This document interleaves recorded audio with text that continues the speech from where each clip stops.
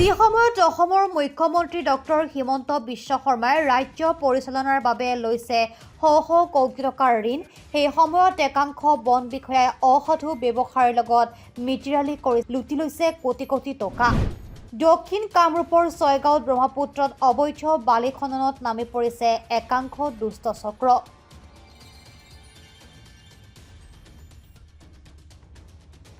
নীতিহীনভাৱে নিশাৰ ভাগত শ ডাম্পাৰেৰে কঢ়িয়াই আছে অবৈধ নদীৰ বালি।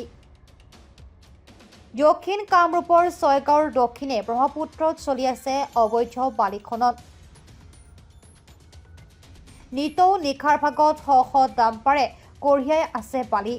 গৰৈমাৰী ৰাজচক্ৰৰ অন্তৰ্গত হহুৱা আৰু জাহিৰপুৰৰ মাজত নীতিবিহীনভাৱে এটা দুষ্ট চক্ৰই চলাই আছে খনন কাৰ্য।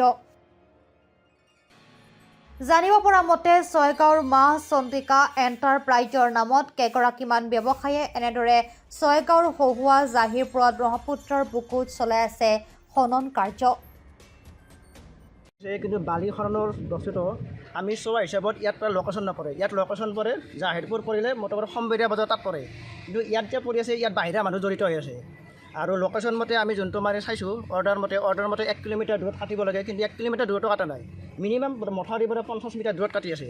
যোৱাকালি আমি ধৰিছোঁ যে কোন ৰাইজৰ পাৰ্মিশ্যন আছে, সিহঁতে ক'লে জাহিৰপুৰ ৰাইজৰ পাৰ্মিশ্যন আছে। এতিয়া জাহিৰপুৰ ৰাইজতো আমি কোনো পাৰ্মিশ্যন দিয়া নাই, কিন্তু ইহঁতৰ পাৰ্মিশ্যন দি আছে 4-5জন মানুহে, হহুৱা মানুহ। যিকেইজন মানুহে পাৰ্মিশ্যন দিছে সেইকেইজন হ'ল হহুৱাৰ, কিন্তু হহুৱাত কাটিব এৰি তেওঁ জাহিৰপুৰা আমাৰ লোকেশ্যনত কাটি আছে। কিন্তু ইয়াৰ পৰা আমি কমপ্লেইন কৰাৰ পিছতো যোৱাকালিত আমাৰ কমপ্লেইন মাৰা নাই, গাদ্দাৰি কৰি কাটি দি আছে। কিন্তু ইয়াত মোটামুটি কাটিব লাগে 1 কিলোমিটাৰ দূৰত, কিন্তু 1 কিলোমিটাৰ দূৰতো হোৱা নাই, 50 মিটাৰ দূৰতে কাটি হেৰি কৰি আছে। জিঅ' বেগ পৰ্যন্ত ওলাই গৈছে। জিঅ' বেগ তাত চালে দেখা পাব, গোটেই জিঅ' বেগ যোৱা বছৰতো জিঅ' বেগ ওলোৱা নাছিল, এতিয়া জিঅ' বেগ বিলাক গোটেই ওলাই গুচি গৈছে। জিঅ' বেগৰ কাম কৰিছে তাতে তাতে জিঅ' বেগ কাটি আছে। জিঅ' বেগত যেতিয়া কাটিব তেতিয়া জিঅ' বেগবিলাক ওলাই গৈছে।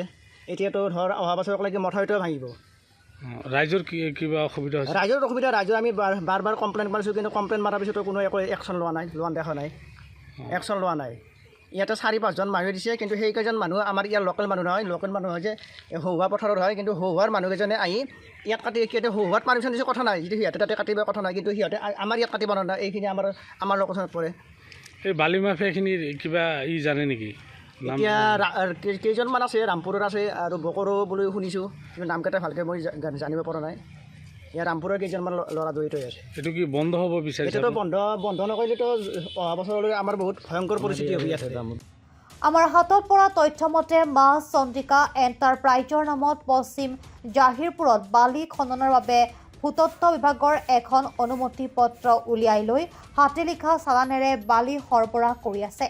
প্ৰকৃত কথাটো এয়ে যে পশ্চিম জাহিৰপুৰত বালি উঠোৱাৰ নামত ভূতত্ব বিভাগৰ পৰা চালান উলিয়াই লৈ তেওঁলোকে পশ্চিম জাহিৰপুৰত বালি খন্দাৰ বিপৰীতে তেওঁলোকে তাৰ পৰা 5 কিলোমিটাৰ দূৰৰ হহুৱা আৰু জাহিৰপুৰৰ মাজতহে খনন কাৰ্য চলাই আছে।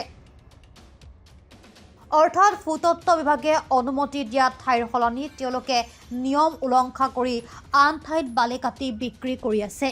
কেৱল সেয়াই নহয়, ভূতত্ব বিভাগৰ পৰা অনুমতি লোৱাৰ সমান্তৰালভাৱে জিলা আয়ুক্ত, পৰিৱেশ আৰু বন বিভাগৰ লগতে জলসম্পদ বিভাগৰ পৰাও অনুমতি ল'ব লাগে, যদিও তেওঁলোকে এইকেইটা বিভাগৰ পৰা কোনো অনুমতি লোৱা নাই। আনহাতে প্ৰদূষণ নিয়ন্ত্ৰণ বৰ্ডৰ পৰাও আপত্তিবিহীন প্ৰমাণপত্ৰ ল'ব লাগে, যদিও সেয়াও তেওঁলোকে লোৱা নাই। মুঠতে সম্পূৰ্ণ অবৈধভাৱে এই দুষ্ট চক্ৰটোৱে কোনো অনুমতি নোহোৱা ঠাইৰ পৰা বালি কাটি আছে।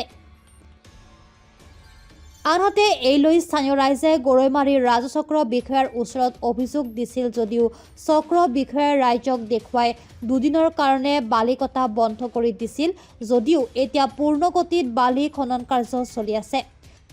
স্থানীয় ৰাইজে ৰাস্তাৰে এনেদৰে অবৈধভাৱে ব্ৰহ্মপুত্ৰৰ বালি কঢ়িওৱা কাৰ্য বন্ধ কৰিবলৈ যাওঁতেই ওলোটাই বালি মাফিয়া কেইজনে ৰাইজকে ধমকি দিয়ে। চন্দ্ৰিকা এণ্টাৰপ্ৰাইজ নামৰ চালান এখনত চলি আছে গাড়ীবিলাক। এইখনতো কোনো চালানে নহয়, মাইনিঙৰ পৰা চালান চলাই আছে। সেনেকুৱাই এতিয়া আমি সিমান দূৰ চালানৰ বিষয়ে নাজানো। আৰু এই মথাউৰিৰ কাষত যে মানে এনেকৈ খনন কাৰ্য চলাই আছে, কিবা মানুহ আহিছিল নেকি চোৱাৰ কাৰণে? মানুহ চোৱাৰ কাৰণে কোনো মানুহ অহা নাই বা মানুহ যদি আহিছেও তাহাঁতে কিবা পলাই আনিব পাৰে মানুহ হা এতিয়া আমাৰ লোকেল মানুহবিলাকক খবৰ নিদিয়াকৈ ক'ৰ বাহিৰৰ মানুহবিলাক আহি পেলাই হা এইবিলাক কৰিছে তাকোতো গম নাপাওঁ এতিয়া আহি পেলাই যে চাওঁ যোৱাকালি এই ইয়াতে এনেকুৱা কৰি আছে ৰাতি 9টা বজাত আহি 40-50 জন মানুহৰ আগত 2-4 জন মানুহে যেতিয়া কথা ক'লোঁ তেতিয়াতো আমাক পাত্তাই নিদিয়ে তাতে মাৰবাই ওলাইছে আমাক আপোনালোকে বাধা দিয়াৰ কাৰণে মাৰিব ওলাইছে মাৰবাই ওলাইছে বাধা দিয়াৰ কাৰণে কাগজ লাগে এতিয়া তাহাঁতে মণ্ডল মাটি আছে আমাৰ যদি আপোনাক লাগে আপোনাক দি দিব পাৰিম মাটিৰ কাগজ এতিয়া দেখাই দিব পাৰিম মোবাইলতে আছে মোৰ কিন্তু সিহঁতকে মাটিৰ কাগজ লাগে স্থানীয় ৰাইজে অভিযোগ কৰা মতে ছয়গাঁৱৰ মা চন্তিকা এণ্টাৰপ্ৰাইজৰ 3 স্বত্বাধিকাৰী ৰমেন কলিতা, যতীন দাস আৰু প্ৰদীপ দাস আছিল যদিও ৰমেন কলিতাই বাকী 2জন স্বত্বাধিকাৰীক অন্ধকাৰত ৰাখি প্ৰণৱ মহন্ত, অঞ্জু কলিতা, পৰাগ খাটনিয়াৰ আৰু অপূৰ্ব চৌধুৰী নামৰ লোককেইজনে গুৰুগোসাঁই নামানি গাৰ জোৰেৰে এনেদৰে ব্ৰহ্মপুত্ৰৰ বুকুত বালি খনন চলাই গৈ আছে। এই সন্দৰ্ভত কোনো লোকে সুধিব গ'লেই ৰমেন কলিতাৰ লগত থকা একাংশই থমকি দিয়ে। আনহাতে ব্ৰহ্মপুত্ৰৰ বুকুত বালি খনন চলাব লাগিলে বিভাগীয় নিয়ম মতে 1 কিলোমিটাৰ দূৰত চলাব লাগে যদিও এই দুষ্ট চক্ৰটোৱে কালৈকো কেৰেপ নকৰি মথাউৰিৰ পৰা মাত্ৰ 150-200 মিটাৰ দূৰতে খনন চলাই আছে।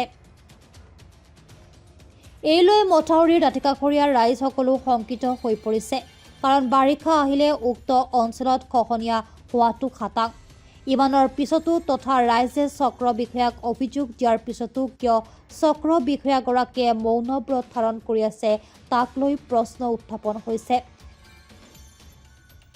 স্থানীয় লোকে অভিযোগ কৰা মতে গৰৈমাৰীৰ চক্ৰ বিষয়াগৰাকীয়ে বালি মাফিয়া কেইজনৰ পৰা বুজন পৰিমাণৰ ধন লৈছে, যাৰ ফলত তেওঁ ৰাইজৰ অভিযোগো কোনো গুৰুত্ব দিয়া নাই। আনহাতে জলসম্পদ বিভাগো এই ক্ষেত্ৰত নীৰৱ ভূমিকা গ্ৰহণ কৰোঁতা পৰিলক্ষিত হৈছে। ইফালে ভূতত্ত্ব বিভাগৰ অনুমতি থকাৰ কথা দোহাই দি বন বিভাগেও গা এৰা মনোভাৱ পোষণ কৰাটো পৰিলক্ষিত হৈছে। শূন্য সহনশীলতাৰ কথা চৰকাৰৰ দিনত যে এনেদৰে ব্ৰহ্মপুত্ৰত অবৈধভাৱে বালি খনন কাৰ্য চলাই আছে ইয়াৰ দ্বাৰা কি সূচায় সেয়াও হৈছে এক গুৰুত্বপূৰ্ণ প্ৰশ্ন। যিখিনি আমাৰ লোকেল মানুহ আছে 2-3 জন লোকেল মানুহ আছে তাকো সিহঁতৰ ঘৰ হৈছে বেলেগ জেগাত এতিয়া তাহাঁতে গোবৰ্ধন জামগুৰি বালাগাঁৱত গৈছে আমি ইয়াত আছোঁ হা এতিয়া সিহঁতেতো এইবিলাক নদীৰ বিষয়ে নাভাবে এতিয়া কষ্ট পালে আমি পাব লাগিব। এতিয়া দামোদৰ কলিতা নামৰ মানুহ এজনে চহী দিছে এই ৰামপুৰৰ কেইটামান ল'ৰাক আৰু এই উমা কলিতা নামৰ মানুহ এজনে চহী দিছে সিহঁতক কাটাৰ কাৰণে। গোটেই যে আমি যে গোটেই পাব্লিকবিলাক আছোঁ গোটেই পাব্লিকবিলাককতো তাহাঁতে সোধা নাই কোনো কথা নাই আৰু আচ্ছা দিছে এইটো 50 মিটাৰ দূৰতো নহয় মাটি কাটি আছে মথাউৰিৰ পৰা সদায় আহিছোঁ যোৱা ৰাতি হাংগামা কৰিছোঁ আমাকে মাৰিব ৰামপুৰৰ ল'ৰাবিলাকে। এতিয়া ল'ৰাকেইটাতো আমি ধৰ আহিছে গম পাইছোঁ ৰামপুৰৰ বুলি ল'ৰাকেইটাকতো চিনি নাপাওঁ বা সিহঁতৰ নাম নাজানো কিন্তু আমাৰ হাতত যিখন তাহাঁতক ৰাইজে কাগজ দিছে সেইখন কাগজত নাম আছে এই উমা কলিতা, দামোদৰ কলিতা, মনোজ ঠাকুৰীয়া, ৰামকৃষ্ণ ঠাকুৰীয়া, তৰুণ দাস সিহঁত মানুহ হৈছে এই হোৱা হস্তাৰ বুলি কয় তাৰে মানুহ। কিন্তু আমাৰ জাহিজপুৰত কিয় কাটিব দিলে তাহাঁতৰতো হোৱাত বহুত মাটি আছে হোৱাত কাটক হোৱা হস্তাৰত কাটক হোৱা হস্তৰেদি গাড়ী উঠাই লৈ যাওক কিন্তু আমাৰ এইফালেদি গাড়ী উঠাৰ দৰকাৰ নাই। আৰু তাহাঁতৰ ৰামপুৰৰ ল'ৰাবিলাকৰ যোনটো লোকেশ্যন আমি গম পোৱা হিচাপত সেইটো লোকেশ্যন হৈছে এই জাহিৰপুৰ পাঠিলাপাৰা বুলি কয়। News desk report, Pratah time digital.